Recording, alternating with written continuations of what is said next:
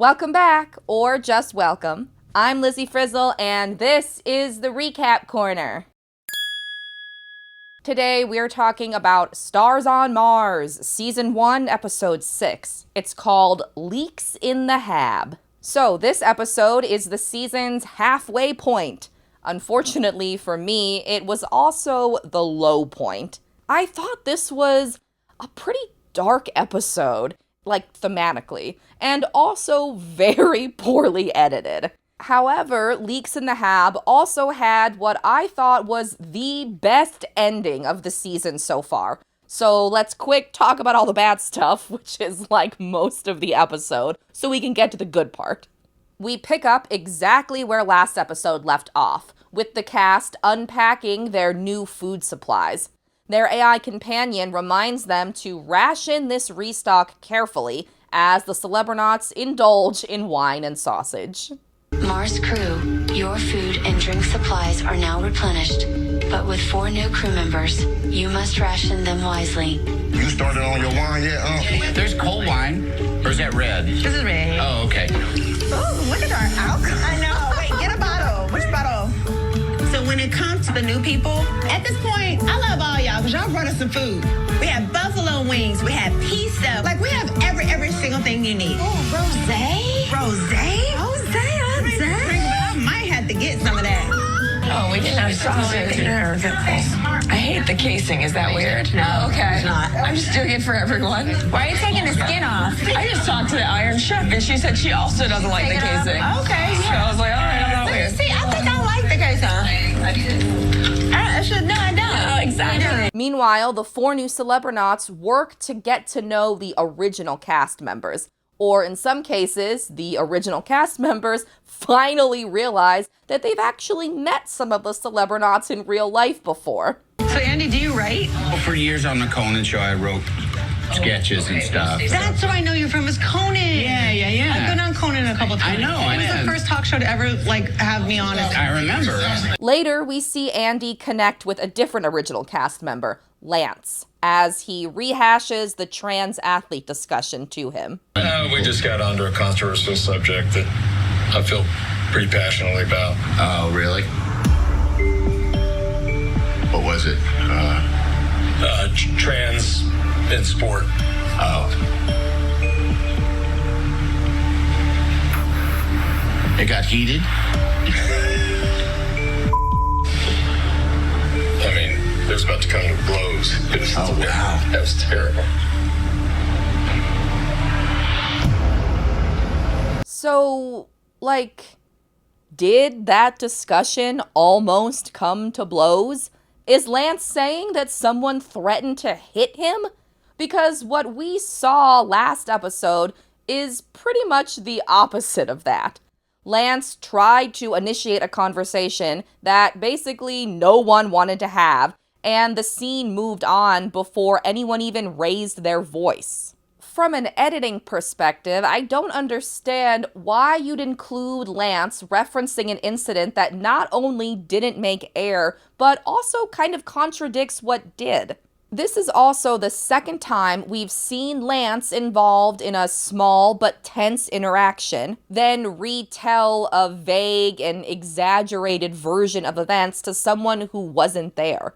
At least that's been my interpretation up until this episode. But after hearing Lance's comments in this scene and stuff Ariel says later in the episode, I'm starting to wonder if conflicts have been as intense as Lance describes, but the edit is downplaying them. That would be really disappointing, because in my last video, I praised the editors specifically for their decision to include the conversation about trans athletes. But now, it seems like they barely included any of it at all. Despite the tension still hanging in the hab, it's time to elect a new base commander. Andy immediately volunteers, but the original Celebronauts reject him for being too new just as quickly. It's their loss, though, because if they would have just accepted Andy's self-nomination from the get-go, then all the messiness that's about to happen wouldn't have happened. With Andy nixed, Marshawn nominates Lance because he's always been mission critical, And probably because there's no way he'd try to extract Marshawn. With Lance as the only nominee, of course, after 5 other elections of people asking, Ariel's finally ready to be base commander this time. Anything to keep that feud going. I vote Lance. Okay. I agree. I think Lance should be base commander. I mean, I've made it known. I think Ariel is awesome, and she thrives in logistics. Yeah, you haven't been the base commander She hasn't been the base commander. She's been so tantalizing. She's like the Leonardo DiCaprio of base I commander. vote Ariel too. I mean, she's whipping everybody into shape. And when you're out there, it needs to be sharp. It needs to be like cut So that's through. the problem. A lot of people don't be feeling that kind of though. I didn't understand what was happening. After the vote, it's revealed that Ariel is elected base commander. All right, okay. Guys, can I have your attention? The base commander is Ariel.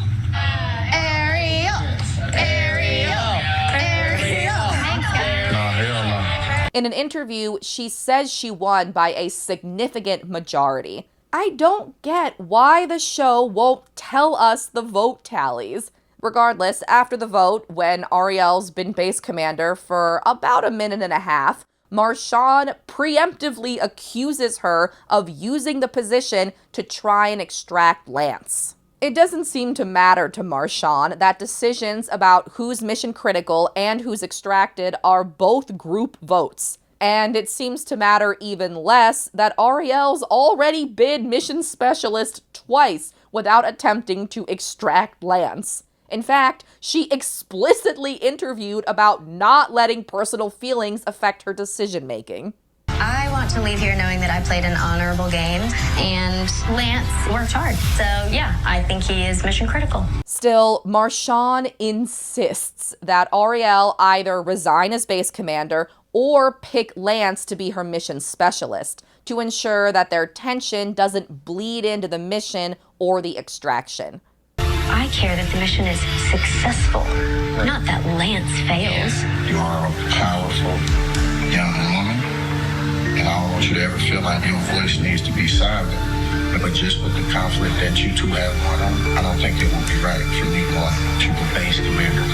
The point is that Ariel and Lance don't see eye to eye, so I don't feel that neither one of them should be in position to be base commander. Honestly, it's not a bad plan, but it does feel extremely disingenuous since Marshawn started the segment by nominating Lance to be base commander. As Ariel and Marshawn continue to debate, Lance interrupts them and announces his intention to quit the show after the next mission, citing a desire to not live with Ariel anymore. But he's polite enough, just this once, to say certain people instead. I don't need the drama. I busted my ass for 9 days. I'm gonna bust my ass on the 10th day, and I'm going to auto-select myself to leave. We got 4 new great people. What'd you say, auto yourself to leave where? To leave. To leave Mars? Yes. No, I don't like that. Why are you? What are you No. talking about? That's not even fair to the team for you to say, oh, I'm going to opt You out. have all these new great people. It's gonna be fine. Nobody's giving up. I'm tired of people giving up because it's really making the experience not fun. I thought we were having fun because I Right, thought everybody who was here now wanted to actually I'm be here. giving you an option of We don't want your option. This segment made me kind of uncomfortable, and the whole time I just kept thinking, thank goodness Tallulah didn't last long enough to experience these terrible vibes. There's a lot of piling onto Ariel. Paul calls her firm and aggressive for the second consecutive episode. It's too bad that no one cares about this show, because if anyone was watching, Ariel could totally sell merch that says that. Later, Ariel uses the Habs AI companion to call the cast into the command center for a meeting. I did not know you could do that. The purpose of the meeting is for Ariel to repeat the things she already said during the election, that she's not going to use her power as base commander to target Lance. But that's still not enough for some people. AI, can you please tell everyone to come in here? Because I kept. Last night was a really tough, confusing, I'm sure, for the new people, kind of strange meeting. But I have tried to be as fair as possible, as truthful as possible. I am not changing that just because I may or may not have had an argument with somebody. I want this team to succeed. That's what I care about. So I am going to be base commander. Fortunately, this segment does end on a positive that could also be construed as a negative depending on who you ask. After a night's sleep, a good workout, and hearing Ariel publicly promise not to target him multiple times, Lance decides to unquit. Good timing, too, because the episode's emergency mission is about to begin, and this time it's a meteor shower! The Hab's alarm sounds as the cast receives a message from Mission Control. Shaddy Daddy explains that the meteors have ripped a large number of tiny holes into the Hab's exterior.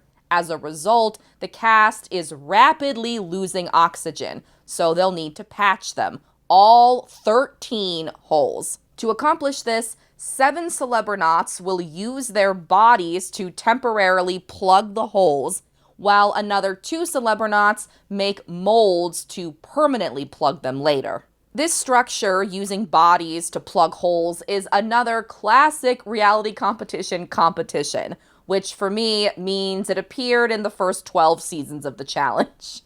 After 2 hours of hole plugging and plug making, the cast's oxygen will run out, and they'll die. Ariel chooses Tinashe to be her mission specialist. Not surprising, they've worked well together multiple times throughout the season. Good luck, and remember, if you run into any issues at all, do not hesitate to panic. Chatting her out. Did he say do not hesitate to panic? Yeah. Do not hesitate to panic. All All right, well, my mission specialist is right in her seat already. Thank you. This mission, like many others throughout the season so far, features a cartoonishly uneven distribution of labor. This one is so bad, it made me wonder if the missions were intentionally designed this way, so that there's always 1 or 2 celebronauts who basically have nothing to do, and therefore are easy extraction targets. Some celebronauts are contorting themselves to plug these holes. Lance has got both arms outstretched in opposite directions.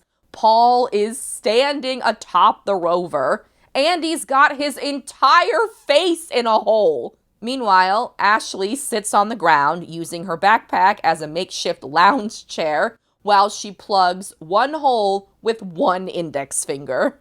As Adam and Kat start to make the permanent plugs, they realize that they're only able to make 4 at a time, and that each set of 4 will take 30 minutes to mold, meaning the other celebronauts in the field will have to hold their hole plugging positions for hours. No surprise, a successful mission earns the cast an endurance patch.